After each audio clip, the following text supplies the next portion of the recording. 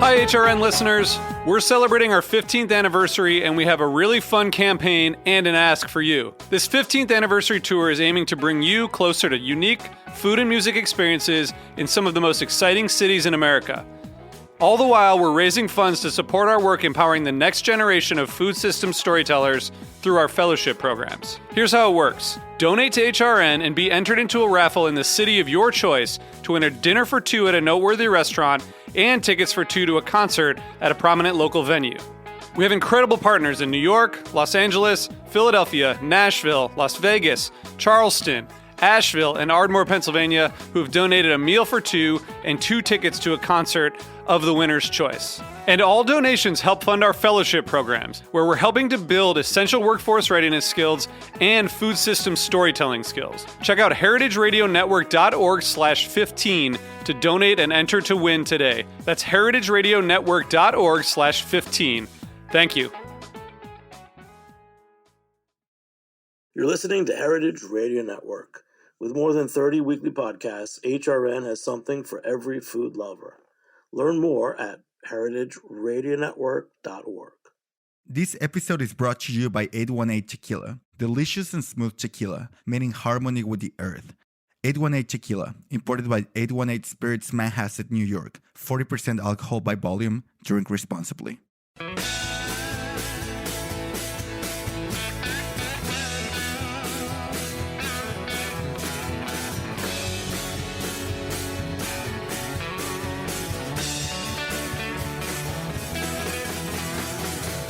Hey, welcome to Beer Sessions Radio on Heritage Radio Network. It's Tuesday, June 21st, 2022, and we're here in the studio in Brooklyn, New York, Heritage Radio Network. Okay, so it's that time of year. There's been so many great beer and food books coming out, and we've got to finally get our hands on Wild Brews by Jaega Weiss, and I'm loving it. Not just the photos and the story of her, but also the style of beer, wild beers, lambics, and other things that we haven't talked about in a while. So really looking forward to having this conversation. We have two great guests with us. Jaega, if you just want to say a few words about yourself. Hey everyone, my name is Jaega Weiss. I'm the head brewer of a brewery called Wildcard Brewing. We're based in East London, in the UK. You should probably add. and Jeff. Hi, I'm Jeff Lyons. I'm the brewer and owner of Endless Life Brewing in Brooklyn, New York. All right. So, Jaega, let's tell your backstory. So, I love the intro to your book, Wild Brews. You talk about the Midlands. What is it about the Midlands? You know, we're here in the States, and I know one reason you're on is because your book's now coming out in the USA. The Midlands and beer, and your first time at a camera event. So to put it in some context, so I'm from Nottingham, so we're probably the most famous for what Robin Hood is probably why most people around the world will know us for, but we're also round the corner from Burton-on-Trent, which is quite a famous kind of beer city in I say city, it's more of a small town, really, in the UK. And it's just like the beer there is just excellent. But when you grow up in that environment, like sometimes you can take it a bit for granted. So I talk about in the book about the I didn't even come to beer until my kind of like late teens. Which I don't know about the US, but in the UK, that's certainly quite late. And yeah, just I went to my first beer festival, or proper beer festival, which was at the Loughborough Polish Club, and it was a camera beer festival. And I tried a pint of Harvest Pale, which is a brewery in the UK, based in Nottingham, and it was 3.8%. Very, very pale, quite bitter, and compared to kind of like soft multinational lagers, it comes across as exceedingly bitter, but it has this really lovely like citrus edge to it. And I didn't know it at the time, but I was kind of trying one of the best beers in the country. And that beer then went on to win basically best beer in the country. GBBF, which is the Great British Beer Festival. If your beer gets crowned like best beer at GBBF, it is like you can expect the orders to come flooding in the next day. Basically, it's a huge deal. And it really kind of all really started from there. Really, I was homebrewing with some friends at the time. And that's when the real love of beer came. But I didn't really start brewing professionally until much later. But I was kind of messing around with my friends, really. Well, that's a great intro. And Jeff, I met you first as a home brewer. That it was kind of the roots of also New York City craft beers. So many home brewers. Yeah. Why don't you tell us a little bit about what the scene was like in New York for home brewers? Let's say in 2010. Yeah, no, exactly. I think I met you because you allowed your back room of Jimmy's 43 to be the BJCP meeting place for the New York City Homebrewers Guild, and some friends outside of that who joined the classes. But yeah, I think that there were so few commercial breweries in the 5 boroughs in New York City that most of the people couldn't get jobs, so we all spent a lot of time homebrewing, getting pretty serious about it, and just had a really tight-knit community based off of that before the laws changed and more breweries started to open up. Yeah. And Jaega, one reason I love your book and I wanted to feature is that, the homebrew movement is such an important part of craft beer, and I'm glad you said that. And now in particular in this country, Julia Hertz, who is a huge educator, now she's running the American Homebrew Association. So you're right in step with everything we want to talk about in beer, because everyone talks about hard seltzer and the big deals happening with larger brewers, but honestly, it's still about home brewing, and I'm sure you must get excited when you do that still, don't you? Oh yeah, absolutely. I mean, for me, what's really interesting is I don't really view them separately. Does that make sense? So I view it just like little brewing. Does that make sense? Okay. So it's how I trial a lot of my like complicated recipes. Like I brew at home all the time with pots and pans.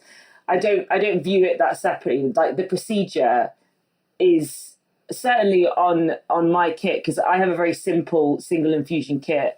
At my brew house, like it's pretty much the same procedure. So for me, like the hygiene is the same. A lot of the techniques are the same. So for me, and I spend a huge amount of time working with kind of like local like homebrew chapters and stuff, because for me it's absolutely vital if you want to nail like really hard brand new styles you've not made before. I'm quite lucky in the fact that I've been doing this for quite a while. So like commercially, I can have a go at most things, but sometimes you really do need to really go back to basics and on a small scale, especially when you're working with flavor combinations and you're working with like different fruits, and you want to know how much do I have to add, how much do I have to dose, do these fruits even go together? I think doing it on a small scale really is key. No, that's true.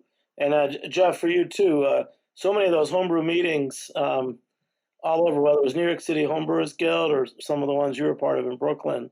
I mean, what was one of the strangest things you've done in a homebrew? Did you ever have a pine needle beer made or something else that was the feature of a meeting? Oh man. Honestly, no. I've always been exploring different yeast, different mixed cultures. I haven't done too much craziness in home brewing. I'd have to jog my memory a little bit to think about some of the weirdness that I've seen at the meetings. I have a buddy who made a sriracha beer. He took a saison and split it up into 1-gallon batches, and he did all sorts of nonsense to it. Hot sauce and sriracha and all sorts of weirdness. Yeah. So Jaega, I love that you were talking about that. Tell us more about that homebrew scene that you have access to. Oh, it's quite intense here in the UK. So there is a big event now actually called BrewCon, which is kind of where it all culminates. And in fact, this last year they hosted it at my brewery and a brewery opposite called Hackney Brewery as well. So we're part of we've been in a part of the London for quite a while called Walthamstow, and lots of the other breweries have recently moved. So there's kind of a long stretch of breweries in a straight line, which is only like 10 minutes walk from each other. And BrewCon was held there, and it's just so exciting. It's so exciting being around that energy. We're talking like must have been like low thousands of people who come to this festival, and it has everything for sale you can imagine in the homebrew community. Lectures going on. You've also got homebrew competitions going on at the same time. You've got professional brewers coming in and giving talks. So it's really exciting to be around that kind of energy, and I've been there lots over the years, either giving lectures or just attending. It's just so much fun. It's just so much fun to really geek out with people, isn't it? Oh yeah. So when you studied science in school, just tell us about that. And did you think originally you would become a brewer? You know what? No, is the honest answer to that question. So I did chemical engineering, right? And I didn't realise the whole time that I was secretly building a beer career without realising it. So step one, I came from the Midlands next to Burton-on-Trent, which is already that's kind of like Mecca for beer in the UK. I did chemical engineering. I then went and worked in water treatment for a year and a half in a lab where I learned not everything there is to know, but I worked for a company called General Electric, which I know a big US company. Their water division. They made us go to water school, which I'm not joking, where I learned just everything about the hardness and how to soften your water. Just basically all the information that I use every day now. And then I went into chemical trading, buying and selling chemicals, which is not really very related. But then I just quit my job with no plan, and then got a job in a pub, which taught me the cellaring side. And then a few friends who I used to homebrew with back in the day, just really mess around with. They're like, Jaega, we're thinking of doing that brewing thing we always used to talk about. And I was like, yeah, go on. Okay, I'll help. And then that was 10 years ago. That's pretty much what happened, really. I just never left. That's the way to do it. Jeff, I can think, why not learn about water, right? Oh, man, it sounds incredible. I'd love to go to water school. maybe that's your next book, Jaega, Water School.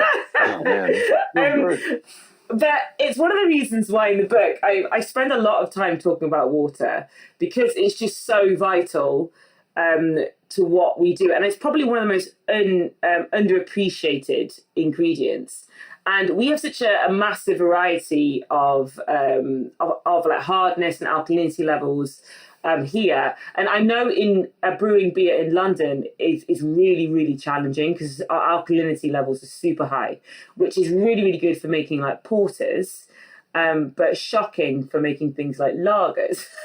So having to work with it in a way, and also we don't have on our kits, we don't have ion exchange or reverse osmosis. So you have to figure these things out chemically. And knowing what to adjust and how to adjust it, I feel like it's taken me my whole brewing career to really get it right. So I kind of figured if I was going to write a book, I may as well just put the things I know in the book. So I was hoping to make it useful for both commercial and certainly for home brewers, but certainly it would have its place on a commercial shelf as well. And not just theory, like practically, like you need to add a bit of this and a bit of that in order to get this. So that's probably why I focus so much on water, because it changes your beer so much, right? Well, so and we know Burton-on-Trent is the home of IPA, and some of us know it as Bass beer if you're not into craft. But how is the water at Burton-on-Trent different from the water in London? So it's actually, so the water in Burton-on-Trent, right, is really, really unique. And if you ever get the chance to come to Burton-on-Trent, just to have a pint in a pub, like, there is nothing fancy in Burton-on-Trent, like, at all. So if you come, I'm sure you'll be excited by the beer, but the surroundings, okay, I'm going to be polite. But it's incredibly sulphurous in Burton-on-Trent. And there is something, when you brew with it and you go to the pub and you have a pint, there's a smell and a taste that locally in Burton they call the Burton Snatch, which is a really strong sulphurous, like, matchbox quality to almost all of the beers. But it's like it's just incredibly unique. And I would say if anyone gets the chance to try it, that they should. Well, that's a new one. Yeah. Jeff, had you ever heard of that or yeah. anything else about Burton-on-Trent? Pretty much that, and that's the extent of my knowledge. Yeah. Yeah, the Burton-on-Trent, the snatch is always a good joke. Yeah. I'm curious. I'm curious with that water quality. I've never thought how that relates to making wild beers, sour beers. Do you find that is it advantageous, or is it something you have to overcome? So I have always treated my kind of wild and sour beers with the same rules that I would in terms of water treatment wise, in terms of for every other style of beer, if that makes sense. So if I want more body, I may change my like chloride sulfate ratio. That's how I've always done it, if that makes sense. And I'm sure lots of people have lots of different ways to do it, but I purposefully didn't go into if you want this kind of sour, you need to have this water treatment, because I just don't think that's true. I think a water treatment generally should be treated as a try it and then amend as you go, if that makes sense, or amend for next time, because I think it makes such a big difference. I think it depends on the overall what you're going for. So if you're after a beer that's quite clean and quite crisp, you might do one thing. If you're after a beer that's rounder, fuller, you might do another thing. So yeah, that's probably quite a wishy-washy answer. But I would say the same rules apply as they would in all brewing, in all areas of brewing, really. Yeah, we're blessed in New York to have such incredibly soft water. There's almost nothing in it. And so I was just curious. Really? We've never had to, we've done exactly what you talked about using those proportions to shift it one way or another to alter their perception. But we've never had to think about stripping things out because it's hard water or there's too much particulate in there. So it's just something I've never thought about. It's interesting. How would you find brewing the darker style beers? I think that you just add a little more to it, right? It's pretty easy to do, but instead of worrying about stripping things out, you just think a little bit more about what you're putting in. You might add some more, bicarbonate or something to boost it up a little. A lot of people put like cornstarch or something of that nature in there. Yeah. I just find the whole area just so fascinating. And I think it's one of those things where, especially homebrewers, I think it's one of the biggest areas that is generally taken for granted. But I would say the key is just knowing what's in your water. And 9 times out of 10, most breweries know what's in their feed water. So just to all the homebrewers out there, just please wind up your local brewery about it, because they will probably give you that information like for absolutely nothing. And it really is the beginning of really improving your beers.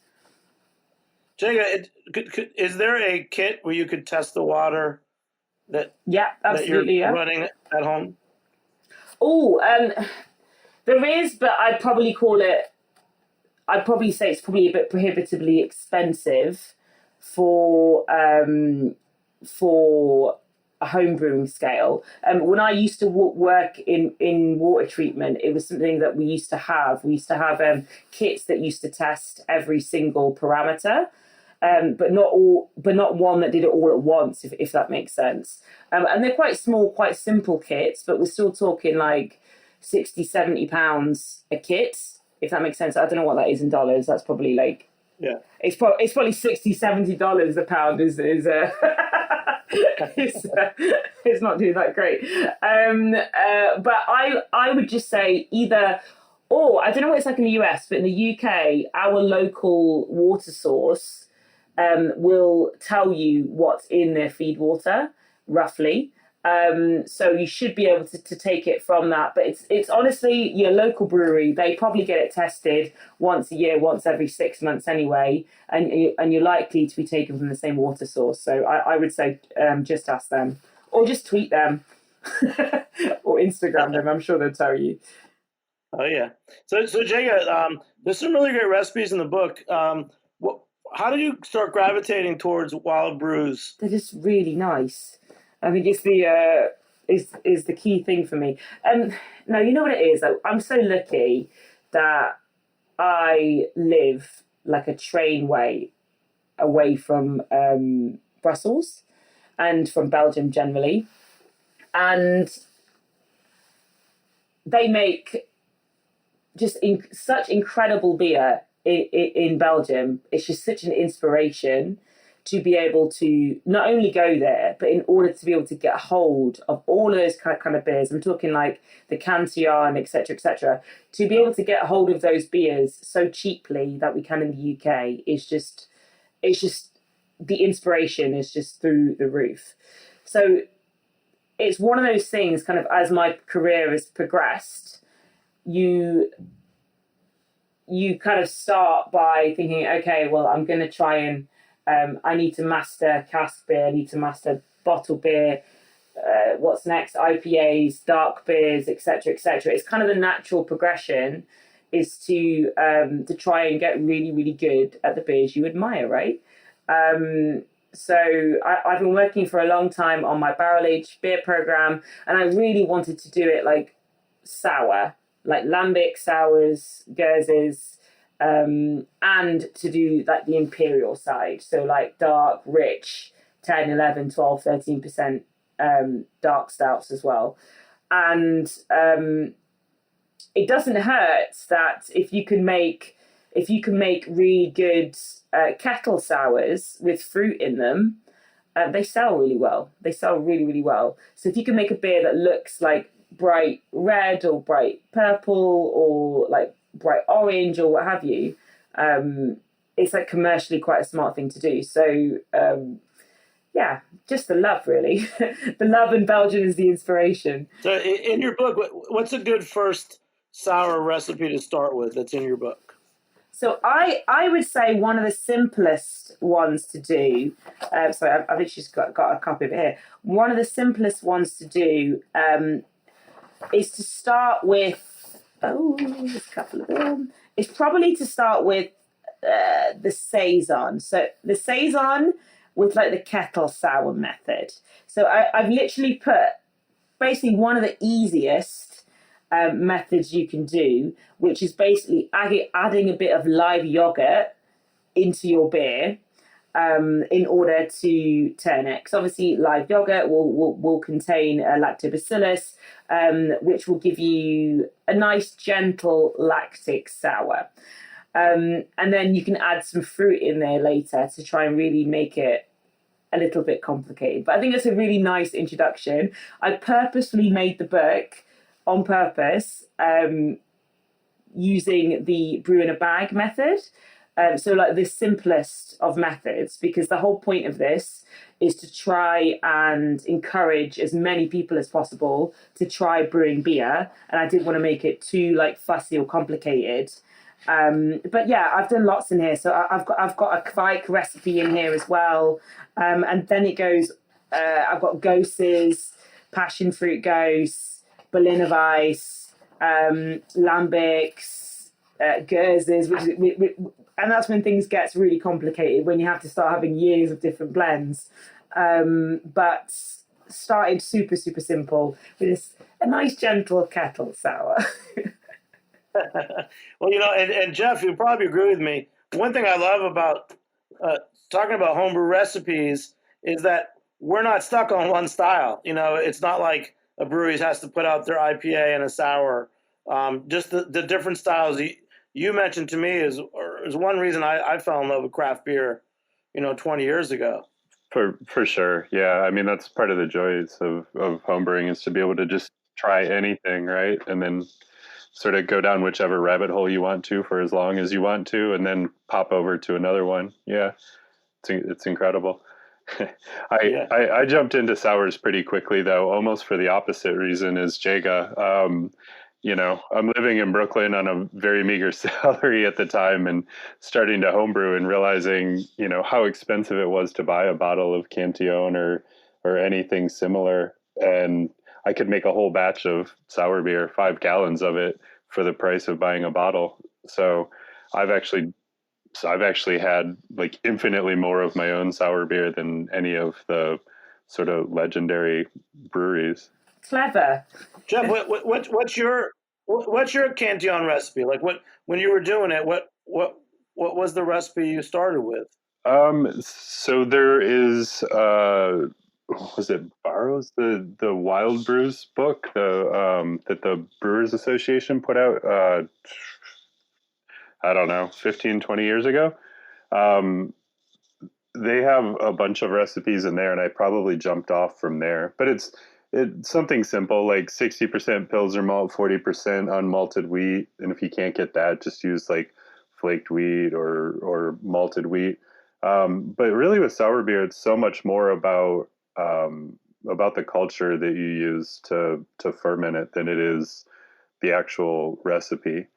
So I think to start, it's probably, if you're going to go with a long-term sour, like you're hinting at, Jimmy, I think you'd want to just buy like maybe a mixed culture from Y Yeast or White Labs or one of the smaller yeast providers. But yeah, you could do a very quick version, like Jaega was saying, with either, live yogurt culture or at least in the States, it's pretty easy to find Good Belly. And you can buy the little tiny Good Belly shots, and one of those will go so far so fast if you're trying to just do a quick, clean sour and sort of, not have the complexity of a Cantillon or similar, but just something really light and easy, but much quicker turnaround. Yeah, and Jaega, I love that you said Cantillon, because I know that the bright colored, quick sours with fruit sell, but when I think of Cantillon and the Belgian sours, it really turns me on. I'll tell you a funny a pub owner's story. I mean, 2006, I got my first keg of Cantillon Goose, a 30-liter keg from my pub. And I remember that in 2006, it sat for 3 weeks. Nobody wanted it. And we were drinking, we were tasting it and drinking it and enjoying it. And then I never got another keg again in 2014. And that literally, we mentioned that we were getting in the keg, and people went through it in 2 hours. So just seeing the change in a few years of interest in it, it take me back. So we've got all these different styles in your book, Jaega. So Cantillon Lambic. And there's other things like the Flanders Red, which is Rodenbach. Yeah. I mean, how do you make that? These are the beers that I want to drink. I like the fancy beers. I like the expensive beers. So what's really, really exciting about the Flanders Red, and I've spent a huge amount of time judging lots of them in competition, and just generally drinking them, really. But what's really exciting about them is their acetic quality, and I talk about acetic acid, or it's more common named vinegar. I talk about earlier in the book when I talk about Acetobacter as as a species of bacteria, and about just how masterful I think being able to use it in a beer correctly, or to use it in a way where it just accents a beer and doesn't take over the profile, but really makes it so much better. In my opinion, it's nothing short of genius to be able to use it in such a fashion, and that the style of Flanders Red does it just so beautifully. And when you get a great Flanders Red, it's like the heavens open up. It's so complex. That combination of like Brett, you've got like lactic acid, you've got you've also got the acetic, kind of all working together and playing together. It's just, and the kind of zingy tartness, plus you've got the darker malts in there, the kind of sweet, chewy red fruit in there as well. I just think it's absolutely gorgeous. So in the book, I've written about how to do it, how to do it in a couple of different ways. One of them is to cheat. I've always put that in the book about how to do it in a cheap, dirty ways, because that's the way professional brewers, they always have those that knowledge. But I've also said how to do it in the really complicated, get your oak chips and soak them in wine for a long time, etc., and then dose that into the beer. But obviously with your other cultures as well. But so have a look at the book and you'll find out. But I think Jeff is right. Obviously the base is important, but when you get to beers like Flanders Red, the base becomes really important. So in the book, I've got just a mix of like Vienna, light crystals, dark crystals, some wheat in there as well. So really looking to get that kind of really good body, that kind of chewy, caramelly flavour as a base, because it makes all the difference with that beer. And I'm sure you guys know just how hard it is to make a true red. So not a brown ale, like a red ale. And sometimes your beer loves to go brown, or if you use the wrong combination of malts, it goes brown. But I used to make for a really, really long time a red ale, so I know how to get the colour right. So what's the secret? I never thought of that with Rodenbach either. For red, I mean, we don't really see, we don't see any red ales. Really? Okay, so as an IFAN, if you use a combination of light crystal malt and dark crystal malt, but in the right quantities, you will get a true red.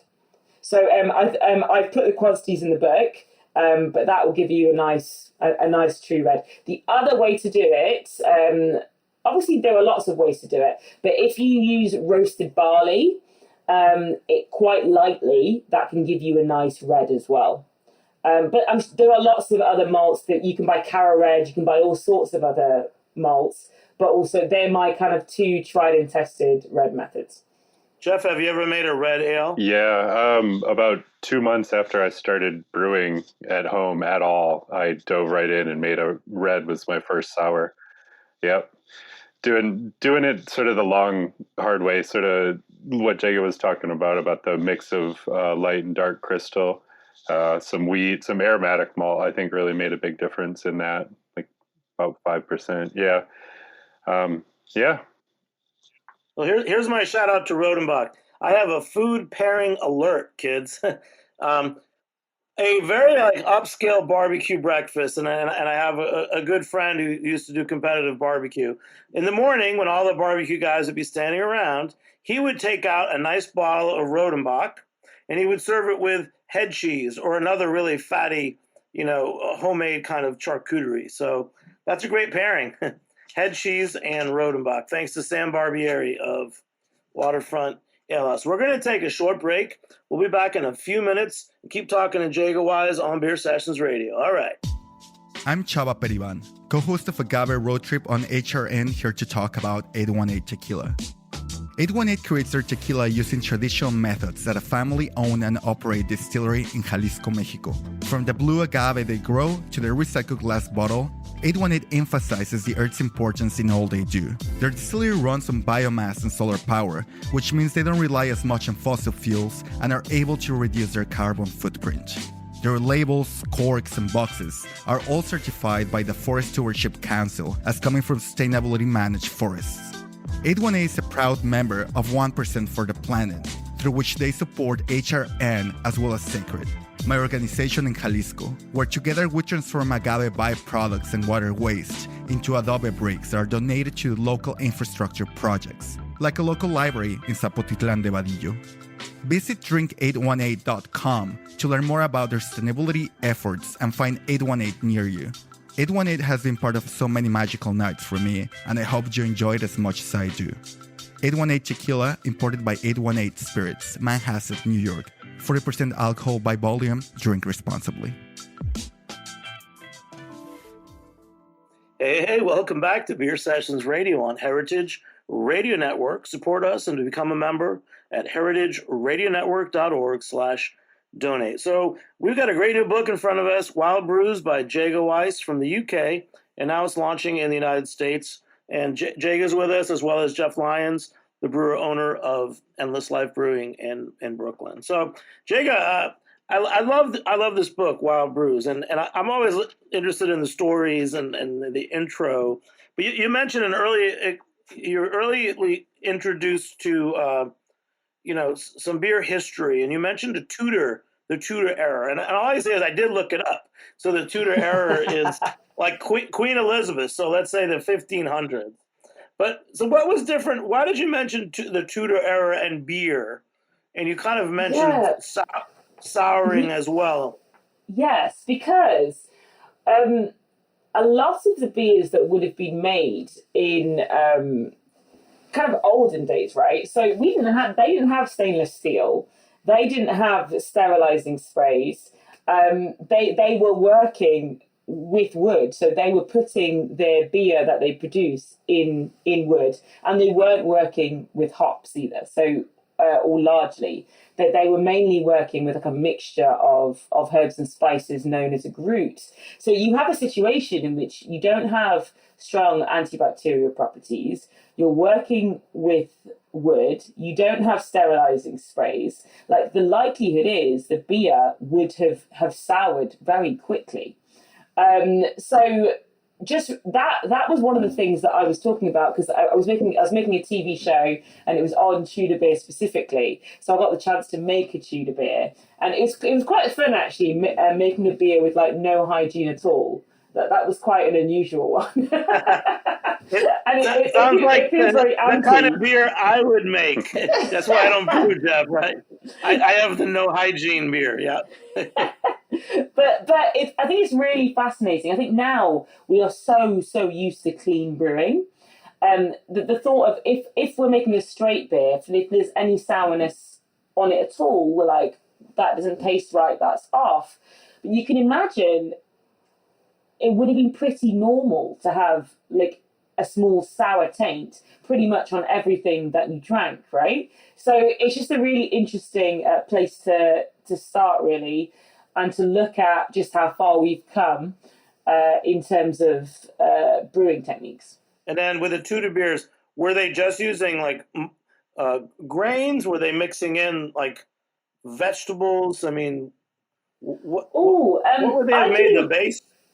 I can imagine, in terms of base grain, that would have been grain they had around. So obviously it would have been barley, it would have been wheat, probably just a mixture of the cereals that were around, I can imagine. What you find is that different households would largely have different recipes. So it's very hard to pinpoint one recipe, because this wasn't something that was seen as like largely commercial. Beer only became largely commercial when you could make money from it. I mean, like, beer equipment was passed down with a dowry, so it was largely the preserve of like women in the household to make beer. So each household would have had its own recipe. So it's quite hard to pinpoint, but I can imagine like random cereals that they would have had lying around would be the most likely source. Yeah, and since you mentioned dowry, what was in a home brewer's dowry? I mean, was it a kettle? What was there? Well, the thing is, one of the things that's really fascinating is like beer is not really changed that much. It's still the same thing. Like we are extracting sugars from a cereal, and then we boil it, and then we add a herb. Like it's not massively changed. So you can imagine the equipment would be very similar. We're talking like pots and pans. I think the biggest difference between that and the commercial brewing we do now is probably the preservative maltsters. So we probably at the moment now there's a whole other industry whose job it is to make us delicious, tasty, ready to brew with grain. Back then, I'm sure it was likely that people would have had to do a lot of malting in the home. And with that, you're going to get a whole load of variations, and you're probably going to get a whole load of like flavors, especially like smoked flavors. Imagine if you're trying to malt barley over a fire or in an oven. What's the likelihood of you being able to get pale malt? Probably incredibly unlikely. Your beer is likely to be brown, just simply by the nature of toasting anything. It's going to add colour. We didn't really begin to see pale malt until really the Industrial Revolution, really. So we are talking about beer that's going to be brown, is going to be slightly sour, made with herbs, whatever herbs are around your local area. Probably slightly smoky, because just the nature of having to smoke malts. So you end up with the beer that's actually really interesting and very different to the kind of beers that we drink today. And I know that when I recreated it and I tried it, like it was so weird, but it was delicious. It was really delicious. It like all the flavors just seemed to really, really work. I don't know how long it would have lasted because I didn't clean it there when I made it, but it was very odd, and I would highly recommend people to try it if they ever get the chance. Yeah. So that kind of historical homebrew, if they made it, how long did it take to ferment and to get to a drinkable state? So I did cheat a little bit. So I did cheat and use commercial yeast. It took the normal amount of time. It wasn't particularly it wasn't particularly a slow fermenter.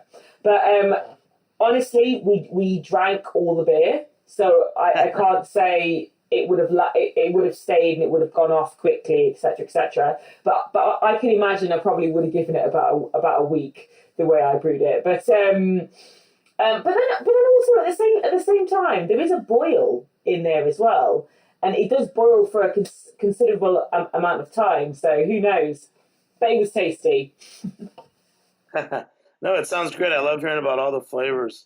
Let's keep talking about the styles because we talk about Cantillon, Lambic, Flemish Red. Jeff, what's the style of sour that you've made recently or that you're thinking about making?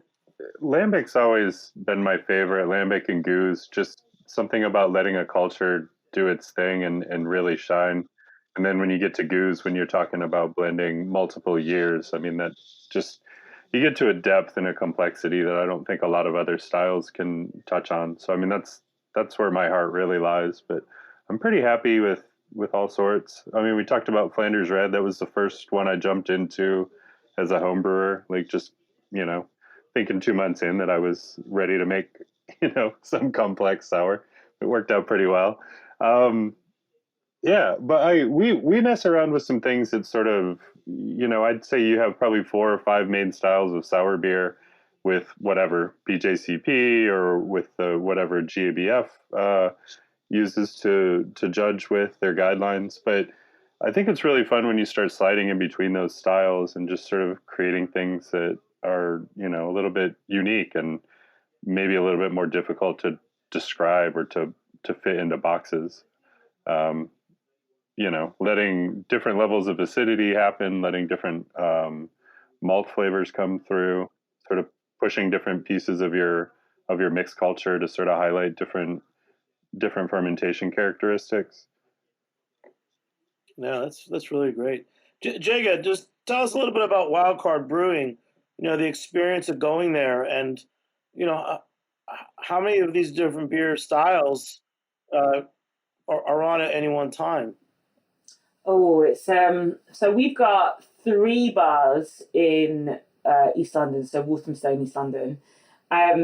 We've been there for 10 years now, so that's quite fun. So one site is just barrel aged focus, so that's called the Barrel Store, and it's where there's a big wall of barrels there, and it's got all my my current lambics in there. And other stuff, and my darker stuff as well, and my saisons and all sorts of stuff. And that's super fun. And then we have the brewery itself, which is the other side of town, and that has a bar in it as well. And we do loads and loads of quite hop forward styles. We work a lot with like Vikes, lots of saisons.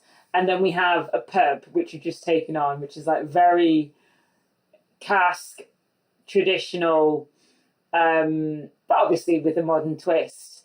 But you've got to love putting stuff into cask and making brown bitters. That is incredibly fun to do and incredibly fun and tasty to drink.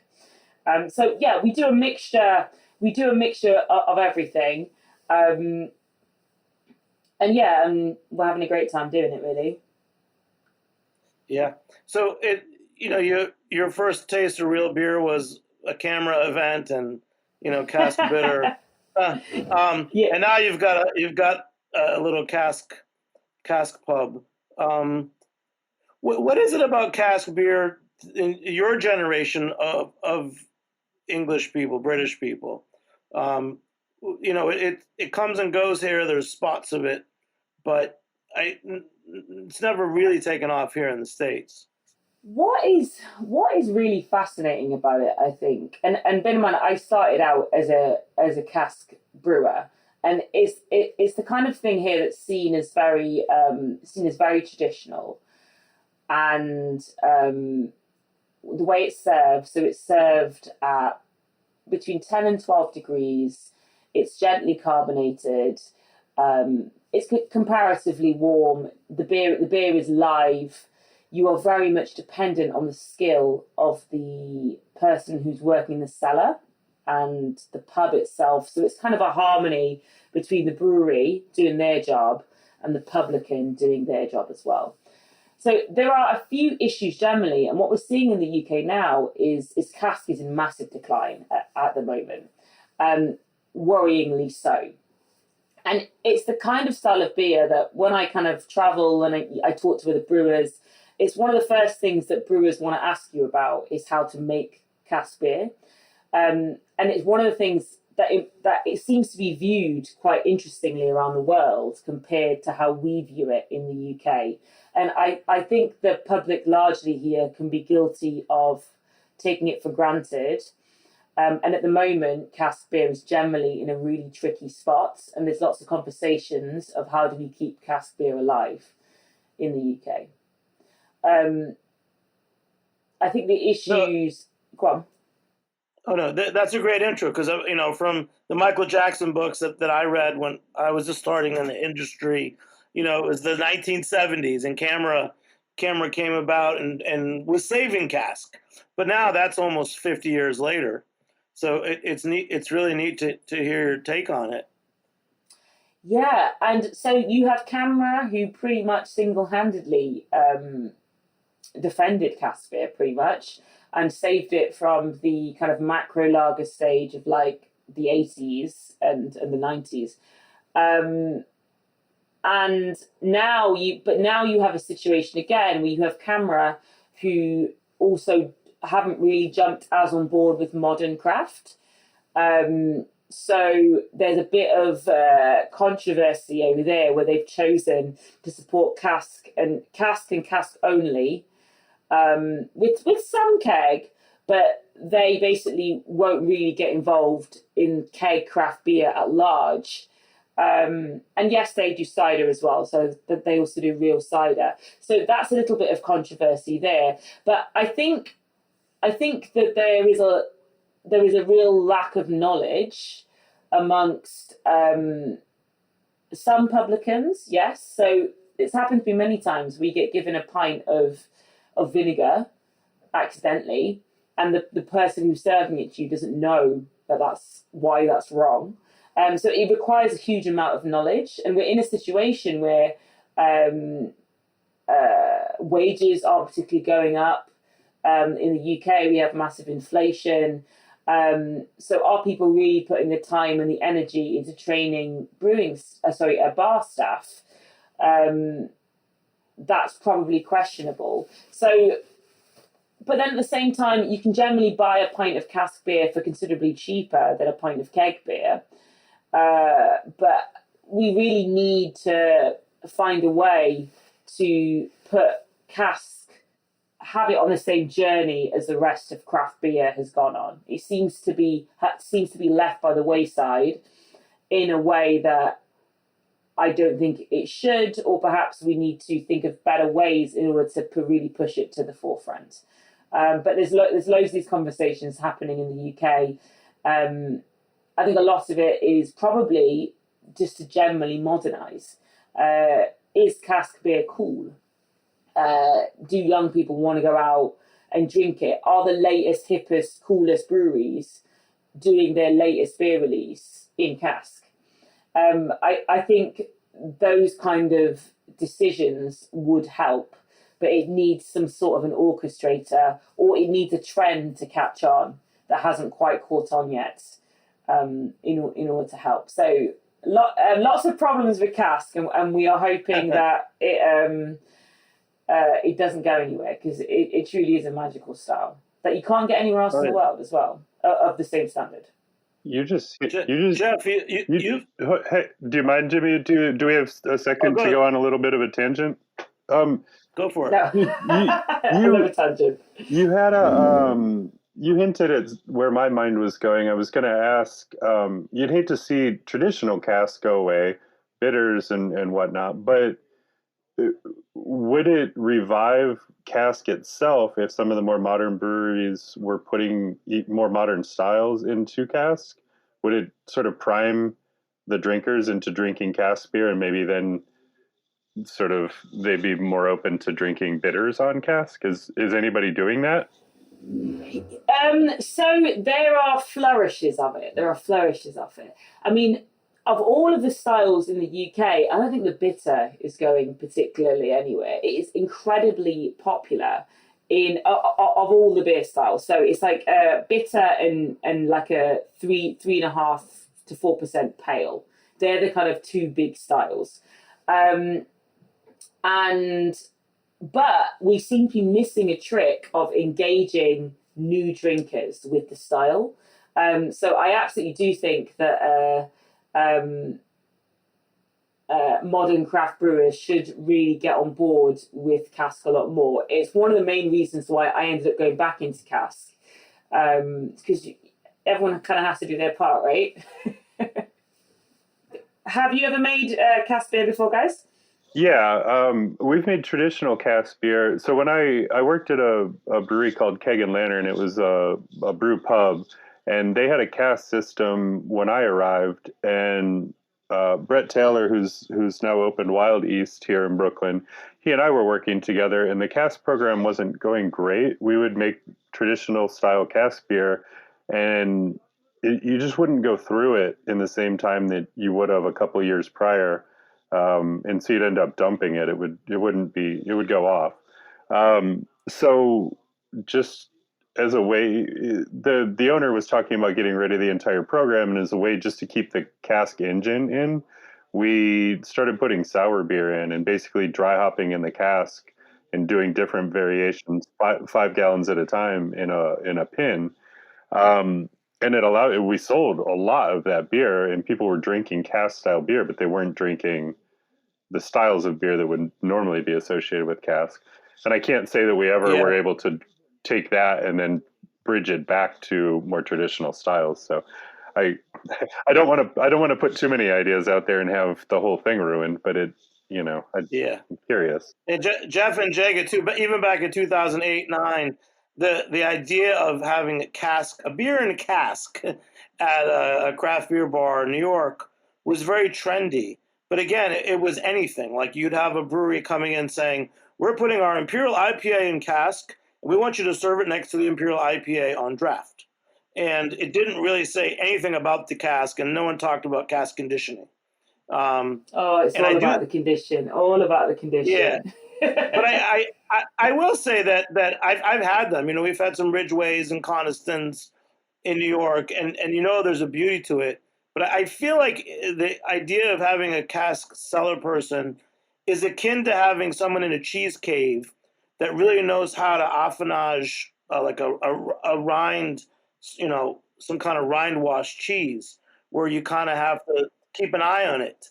And I love that. To me, that's the ultimate part of craft is that care that goes into, when do you know when that cask of beer is ready to go?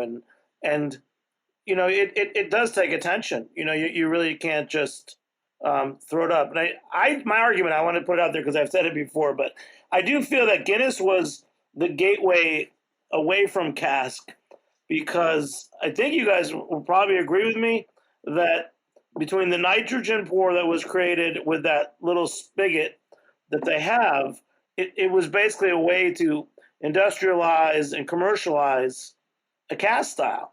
And basically, if you had the right nitrogen mix and you had the right spout, you could pour Guinness anywhere in the world. And that might be controversial, but I do think that the kind of people that would drink cask beer, at least in the States, are right now going to a Guinness or a nitro pour and stout. I think it's really interesting. I think the pandemic hasn't helped, because what you had all of us breweries were left with loads of beer, because I don't know what it was like I saw what it was like in the US, but like over here we had the taps were pretty much, and bars were closed pretty much overnight. So all of us were sat on loads of keg stock. We were all prepping for busier times of the year. So loads of people delivered draft beer like in the post, and you just couldn't get away with the same thing on the same scale of cask beer. It is a much, much, much shorter shelf life product. We are talking like weeks versus like the tail end of months. So that didn't help. The fact that all the breweries that made cask beer had to either throw their supplies away or try and get rid of them as best as they can. But you had a population who like literally didn't drink it probably for a good year and a half. So that doesn't help either. But hopefully we're on the on and up. We are on the up. Hopefully onto good things. Hopefully, cask beer. Well, it's neat that you've included that in your program, and I know that Jeff was making cask beer, and everyone wants it. They always want it, but no one's really quite doing the work yet. I don't know if I could.